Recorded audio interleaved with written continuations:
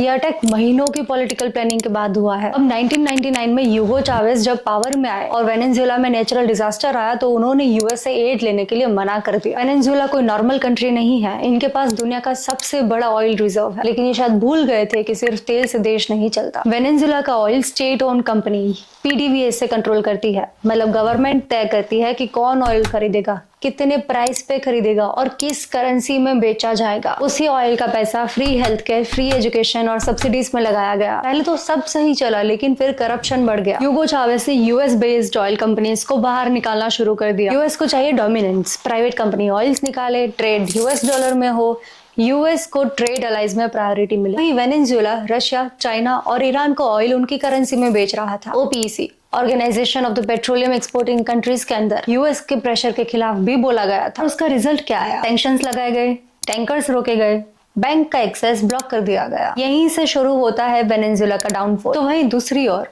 Venezuela में कुछ ऐसा हो जाता है जिससे यूएस को मौका मिल जाता है।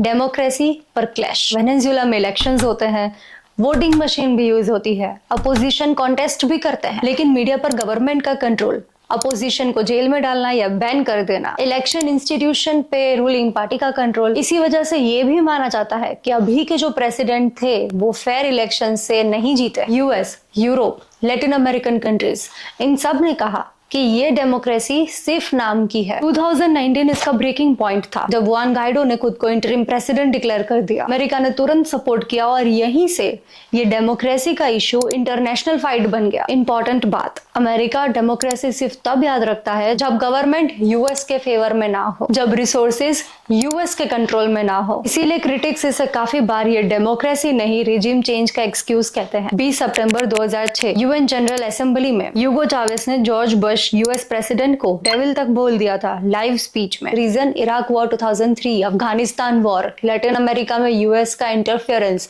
वेनेजुएला के खिलाफ इतना प्रेशर यूएस का। लैटिन अमेरिका हिस्टोरिकली यूएस का इन्फ्लुएंस जोन ही रहा है। मनरो डॉक्ट्रिन का मतलब ही यही था कि वेस्टर्न हेमिस्फीयर में हम बॉस हैं। 1823 में प्रेसिडेंट जेम्स मॉन्रो ने अनाउंस किया कि north America plus south America में कोई भी यूरोप की पावर इंटरफेयर नहीं करेगी। लेट 2025 में ट्रंप एडमिनिस्ट्रेशन ने ये पावर और बढ़ा दिया। अमेरिका का कहना है कि मदुरो एक नार्को टेररिस्ट ऑर्गेनाइजेशन चला रहे थे जो अमेरिका तक कोकेन सप्लाई करता था। इसी बेस पर लेट नवंबर 2025 में वॉशिंगटन ने मदुरो को फॉरेन टेररिस्ट ऑर्गेनाइजेशन डिक्लेयर कर दिया। कैरेबियन के आसपास destroyers, fighter jet, submarines, 6500 US troop ready, कम से कम 20 ड्रग ट्रैफिकिंग वेसल्स पर स्ट्राइक्स की गई। लेकिन अब सवाल यह है कि क्या ये इशू सिर्फ ड्रग्स तक सीमित है या बात कुछ और है। United nation drugs on office and crime के डेटा मुताबिक Venezuela top cocaine producer countries में भी नहीं आता। सिंथेटिक ड्रग्स के chemical mostly China, India and Mexico से आते हैं, तो वहीं cocaine Colombia,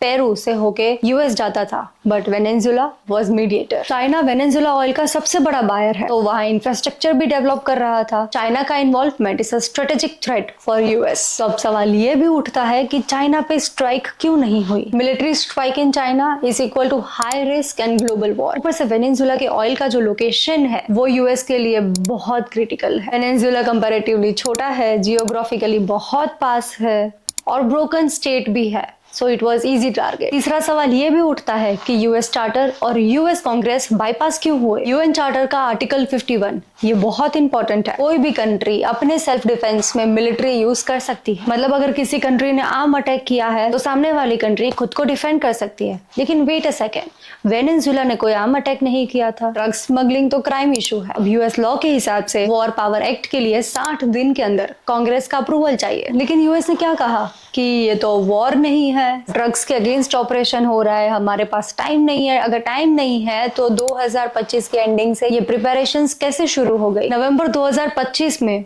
operation southern spear officially launch हुआ था और फिर जो हुआ वो सब ने देखा। 3 जनवरी लोकल टाइम रात के लगभग 2 बजे कराकस और उसके आसपास के स्टेट्स में जोर से ब्लास्ट सुनाई दिया। 150 से ज्यादा यूएस एयरक्राफ्ट और यूएस स्पेशल फोर्स ने मिलकर एयरबेस, मिलिट्री, लॉजिस्टिक हब्स पे स्ट्राइक कर दी। वेनेजुएला की अथॉरिटीज ने यह कंफर्म भी किया कि कराकस में ब्लैकआउट, मदुरो को सेफ रूम से पकड़ लिया गया। उनको और उनकी वाइफ को न्यूयॉर्क ले जाकर ड्रग्स एंड टेररिज्म के चार्जेस फेस करवा रहे हैं। अमेरिकन सोल्जर्स सारे सेफ हैं। तो वहीं वेनेजुएला स्टेट मीडिया का कहना है मिलिट्री एंड सिविलियंस मारे गए हैं, लेकिन एग्जैक्ट नंबर्स अभी बाहर बाहर नहीं आए। ट्रंप ने ये तक कहा कि America is ready for larger attack, America will oversee transition of Venezuela, US की ऑयल कंपनीज वेनेजुएला के ब्रोकन ऑयल इंफ्रास्ट्रक्चर को रीबिल्ड करेंगी। अगर डेमोक्रेसी ही कंसर्न थी तो सऊदी अरेबिया और इजिप्ट पे सेम स्टैंडर्ड्स क्यों? यूएसए ने ये पहली बार नहीं किया है। इराक 2003 ये बहुत बड़ा एग्जांपल है। लीगल क्वेश्चंस भी उठे, इंटरनेशनल लॉ वायलेशन और power act breach. UN secretary ने कहा कि ये स्ट्राइक्स डीपली वरिंग है। रशिया ने भी कहा कि ये आर्म्ड एग्रेशन सॉवरेनिटी का वायलेंस है। चाइना तो डीपली शॉक्ड है। चाइना ने यूज ऑफ फोर्स को स्ट्रांगली कंडेम किया है। लैटिन अमेरिका, मैक्सिको, ब्राजील सब ने कहा है कि ये सॉवरेनिटी पर डायरेक्ट अटैक है। अर्जेंटीना के प्रेसिडेंट ने फुल सपोर्ट किया है अमेरिका को। इजराइल के पीएम ने भी अमेरिका को सपोर्ट किया है। तो वहीं इटली की पीएम, उनका मिक्स रिव्यू रहा है। सबसे ज्यादा अगर कोई खुश है तो वो है वेनेजुएला का पोजीशन। वेनेजुएला की पब्लिक भी काफी खुश है। हॉस्पिटल और घर डैमेज हुए हैं। फोटोज और आई विटनेस में लोग अंधेरे में भागते हुए दिख रहे हैं। वेनेजुएला ने नेशनल इमरजेंसी लगा दी है और सिटीजन्स को मोबिलाइज होने के लिए कह दिया गया। Trade, flight,